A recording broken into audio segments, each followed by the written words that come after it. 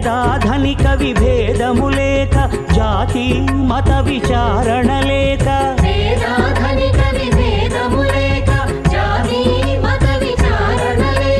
సర్వులు ఒకటై నిర్వహించుటకు సత్యదేవు వ్రతమొక్కటి సాక్షి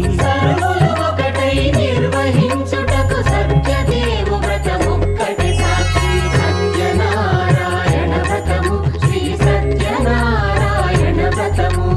సత్యనారాయణ వ్రతము శ్రీ సత్యనారాయణ వ్రతము